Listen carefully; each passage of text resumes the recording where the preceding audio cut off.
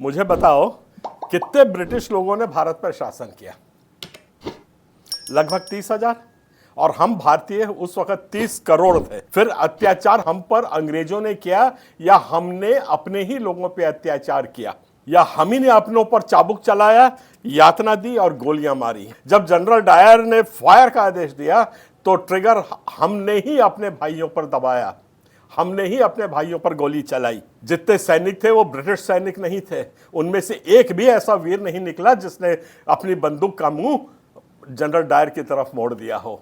ये हमारी देशभक्ति थी। वास्तविक गुलामी शरीर की नहीं बल्कि आत्मा की होती है। हमें विदेशी दुश्मनों की जरूरत नहीं है। धोखा देने के लिए हम ही काफी हैं। हम ही अपने आप का पर्याप्त धोखा दे लेते हैं, कभी शक्ति के लिए, तो कभी सोना चांदी के लिए, तो कभी व्यक्तिगत लाभ के लिए, कभी मान सम्मान के लिए। हम सदियों से बिकते आए हैं। और ध्यान दीजिए, जब ब्रिटिश हांगकांग सिंगापुर आए थे तब उनको एक भी स्थानीय व्यक्ति नहीं मिला था जो उनकी फौज में शामिल हो। उनका साफ कहना था, हम अपने भाइयों पर गोली नहीं चलाएंगे, हम अपने भाइयों पर हथियार नहीं उठाएंगे। इसलिए वहां एक भी सैनिक ब्रिटिश फौज में वहां पे भर्ती नहीं हुआ था।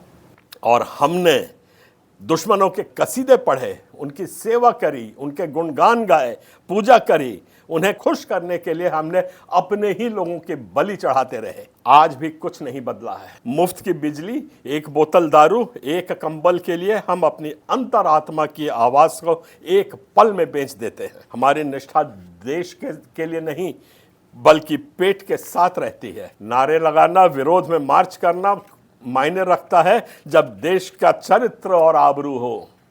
और चरित्रहीन जनता चरित्रवान देश का निर्माण नहीं कर सकती है। जब पहली निष्ठा अपने आप और अपने परिवार के प्रति हो तब समाज, धर्म, देश ये कोई नहीं मायने रखता। ये सब दोयम दर्जे में चले जाते हैं।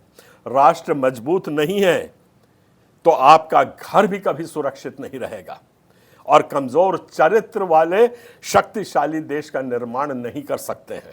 कोई भी झंडा आपको नहीं बचाएगा। दर्पण सच बोल रहा है, उसे देखो। समय आ गया है, हम दूर देखना बंद करें। भारत को और देशभक्ति के भाषणों की जरूरत नहीं है, निष्ठावान अटल चरित्र वाले नागरिकों की जरूरत है। हमें स्वतंत्रता सेनानियों की जरूरत नहीं है, हमें स्वतंत्रता के रखवालों की जरूरत है। हमारे हाथों में झंडे नहीं, दिलों में निष्ठा चाहिए है। कड़वा है पर सत्य है, पर आप सत्य को जानोगे और सत्य ही आपको आज़ाद करेगा।